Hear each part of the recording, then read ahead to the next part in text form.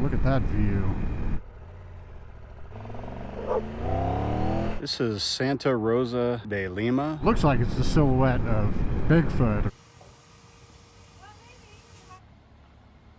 Built in 1734. Clearly I was wrong. Man, that's just incredible. Look at this.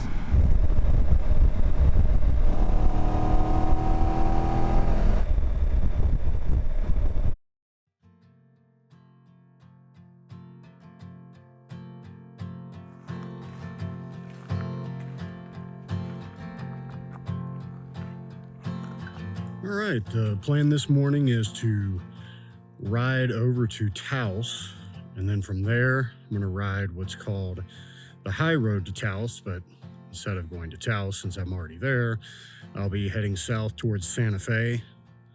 Gonna head to the town of Chamayo, and then from there, I will travel west to Abiquiu. I believe that's how it's pronounced. Over in Abiquiu, I'll catch some different scenery from what it's like here where I am.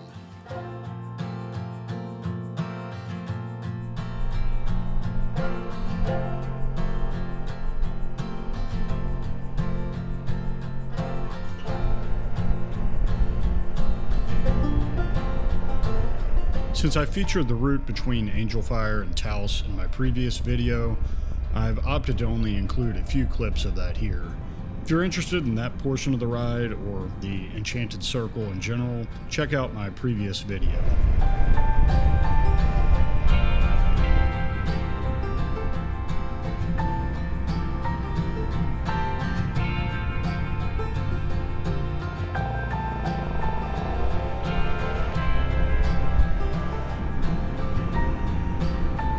As already stated, from Taos I rode south on the route known as the High Road to Taos, which takes a little longer to ride than the alternative route, creatively known as the Low Road to Taos. Later in the video, I ride the Low Road to Taos as I make my way back to Angel Fire.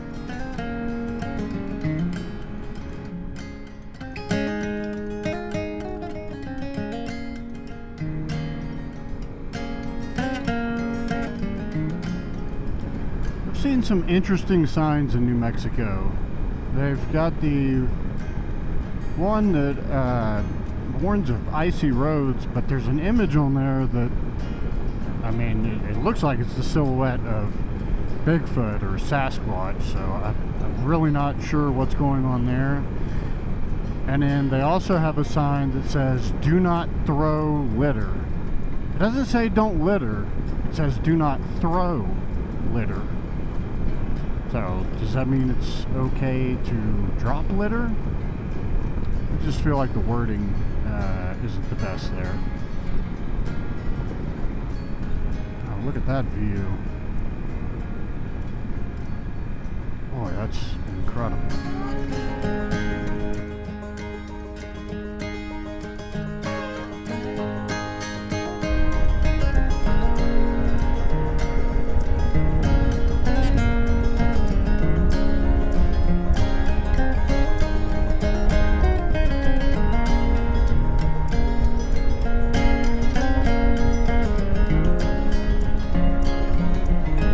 When I researched this route, I noticed San Jose de Gracia Church on the map, but I hadn't planned to stop there.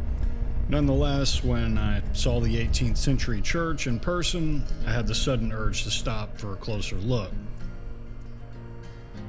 I have 2 large dogs at home, and I consider myself a dog person, but I'm generally cautious when I see loose or stray dogs. I didn't think it was worth the potential hassle or hazard, so I kept moving. I later discovered the church was temporarily closed, so I wouldn't have been able to enter had I stopped anyway.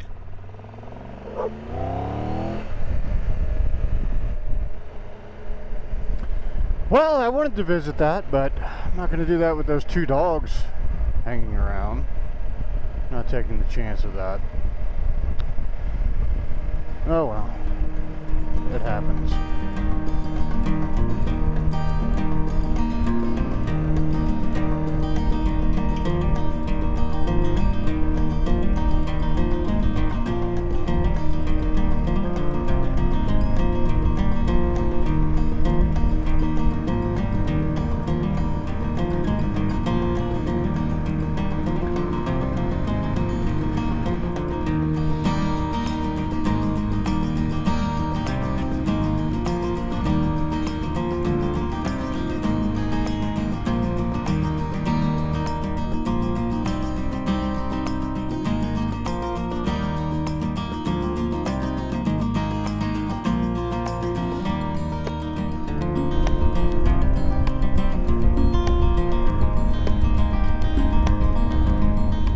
further south I rode, the landscape transformed from ponderosa pine forests to blotches of junipers scattered across rolling hills.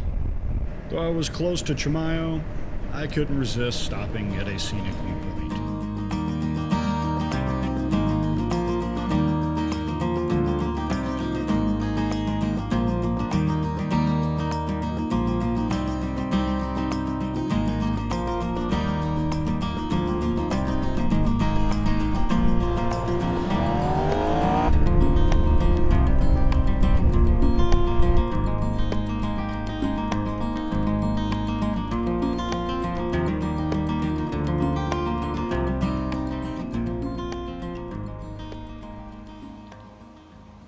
The Tewa people have lived in and around the Chamayo Valley since the 12th century. They called this area Mayo, a name which referred to a sacred hill with healing soil. The Tewa and other Pueblo Indians used this land for healing long before Europeans arrived to the area. Spanish settlers first moved into the Chamayo Valley in the late 1600s. The area's rich soil and access to water from several streams made it ideal for farming and raising livestock. The origins of the Catholic Church that stands today is rooted in a story involving Don Bernardo Abieta. In 1810, Abieta reportedly saw a light emitting from the ground and began digging with his bare hands to eventually uncover a crucifix. The crucifix was brought to a church in nearby Santa Cruz and placed at the main altar. The following morning, the crucifix had disappeared, only to be found later at its original location. The crucifix was taken back to the church on 2 more occasions, yet each time the crucifix again returned to its original location. In 1813, a chapel was built on the site where the crucifix was reportedly uncovered. Reports of miracles from visitors to the chapel drew more visitors, and a larger church was built in 1816. In the 20th century, El Santuario de Chamayo's reputation for its sacred dirt spread widely. Today, the church draws 300,000 visitors and pilgrims each year, especially during Holy Week. Pilgrims obtain sacred soil from a tiny room off the main sanctuary, and in return leave photographs and notes as a token of gratitude and faith.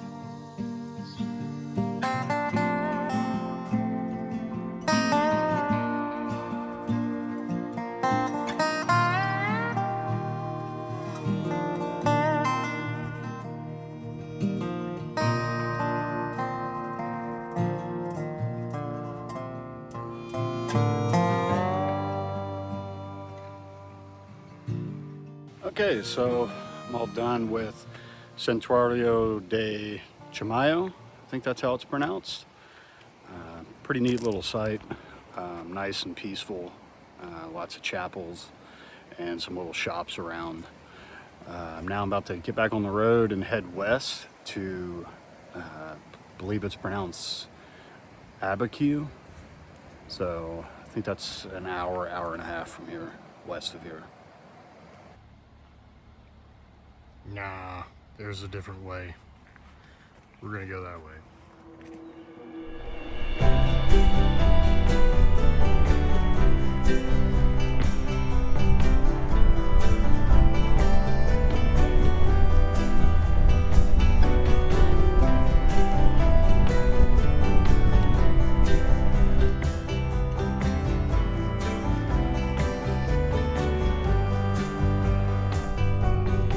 When I plugged in my next stop on the GPS, I realized I had overestimated the ride time to Abiquiu. Once I made it out of Espanola, it was a nice, leisurely ride, and in all only took me about 45 minutes to get from Chamayo to Abiquiu.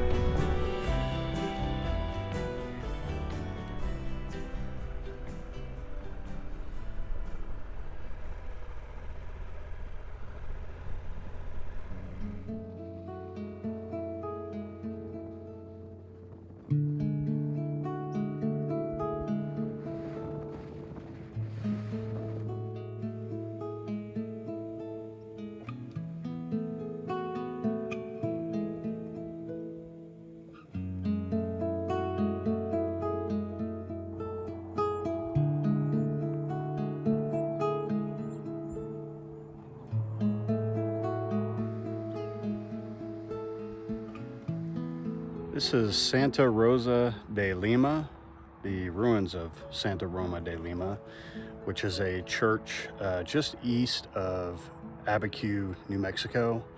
It was built in 1734. Spanish settlers began moving into the Rio Chama Valley in the early 1730s, and by 1744, there was a reported population of about 20 families in the area near Santa Rosa de Lima. While the Rio Chama provided water needed for livestock and farming, the area was populated by various native tribes. The Spanish settlers battled with these natives over both land and cultural issues. There were frequent raids by Navajos, Utes, and Comanches. In 1747, after a particularly harsh battle with Navajo and Comanche, the area was abandoned. It was not until 1750 that the area was repopulated by Spanish settlers, when authorities mandated people move back to the area. Because a threat still existed from Navajos, Utes, and Comanches, the Spanish this time established a settlement 2 miles to the west in what is today Abiquiu. In an effort to solve security issues with hostile tribes, Spanish authorities awarded land grants to Hinizaros, which were so-called detribalized Indians that tried to assimilate into Spanish society. In exchange for these land grants on the mesa near the town of Abiquiu, these Hinizaros were supposed to offer military protection against potential raiders. A new church was constructed in the newly established town of Abiquiu. However, Santa Rosa de Lima continued to be used until the early 20th century. It is still owned by the Archdiocese of Santa Fe. It is private property, but you are able to access the grounds and are asked to be respectful. Though the church is within sight of the highway, there are not signs on the highway, so it's easy to miss. The ruins of Santa Rosa de Lima stand as a reminder of a time when cultures collided centuries ago.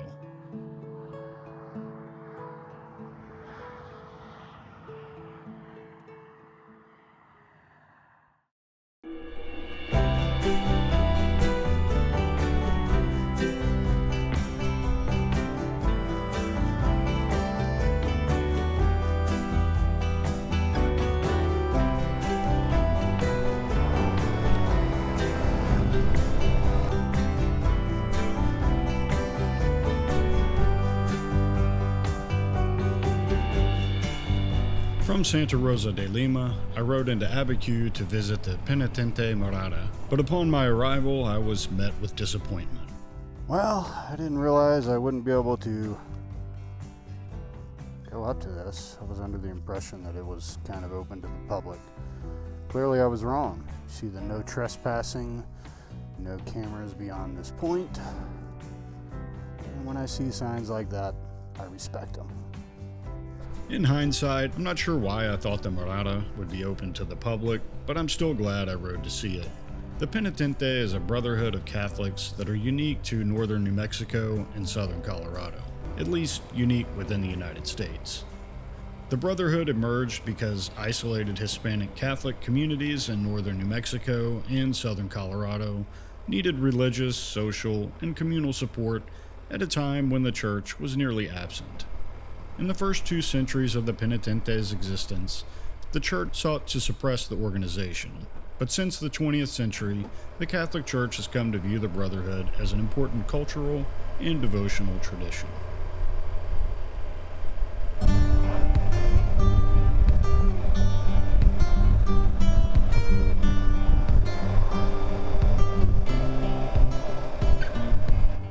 Alright, I'm just going to ride a little bit farther west,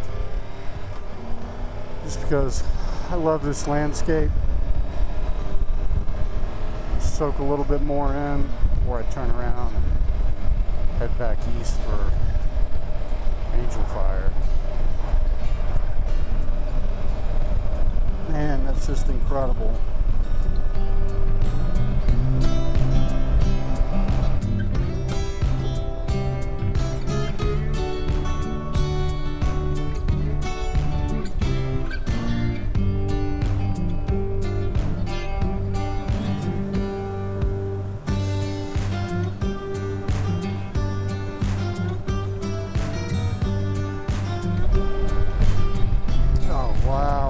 this. Look at this.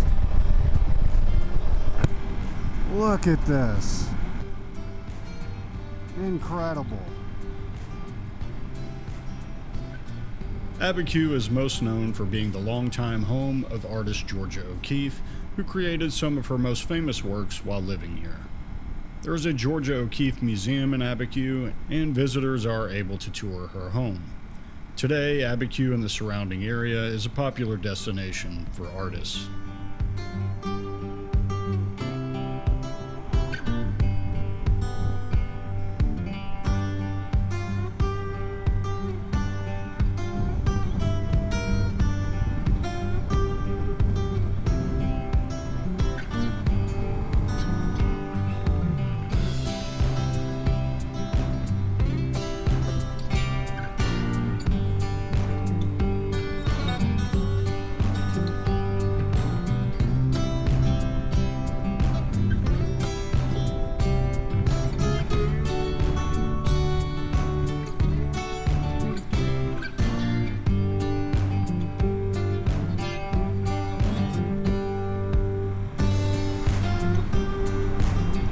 Artists there doing landscape paintings.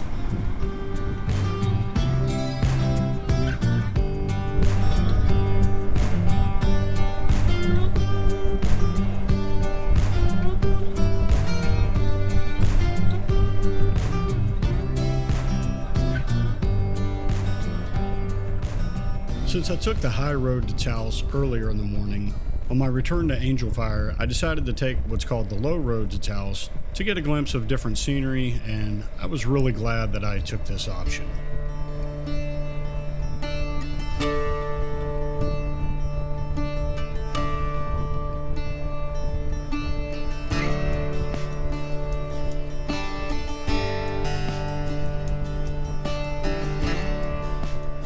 The low road to Taos is the more direct route between the two options and takes less time, but there is also a noticeable difference in scenery. The tall trees and mountain views of the high road are traded in for a ride through an arid canyon that every so often gives a peek at the Rio Grande that is parallel to the highway for much of the route.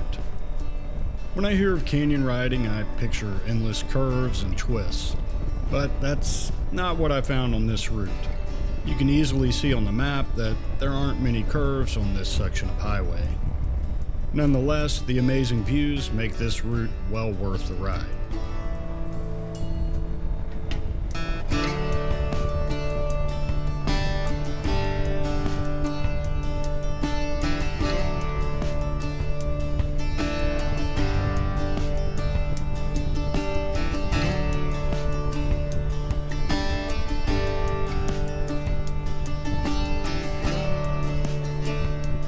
Knowing a portion of the old Spanish Trail ran through this area, I began wondering how many pack mules had trod through this same terrain 2 centuries ago. What would traders, trappers, and settlers think of the ease with which we travel this same ground today? They never could have imagined that many years later, another mule would ride a motorcycle through the Rio Grande Valley.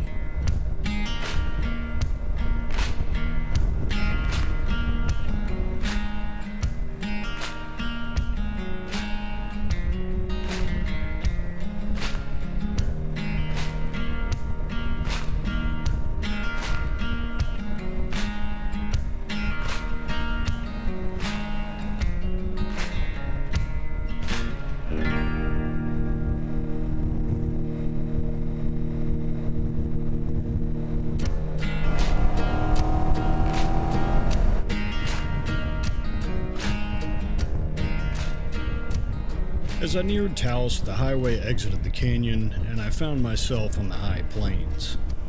Riding on the plains with the sun shining down and cloud-covered mountains in the distance was something that seemed ripped straight from a movie script. It was the embodiment of my imaginations of the American West, and I enjoyed every second of it. If I was asked if it's better to ride the high road to Taos or the low road to Taos, I would answer yes. The answer is yes. The question isn't which one is better, but rather, which should you ride first? And there's no wrong answer to that question.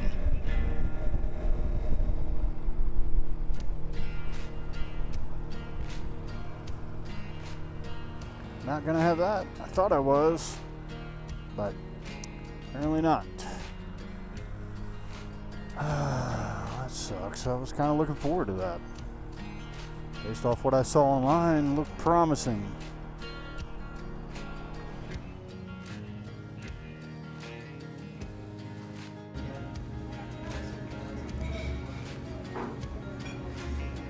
Back. Now that I'm miserably full, I'm gonna head back to my condo.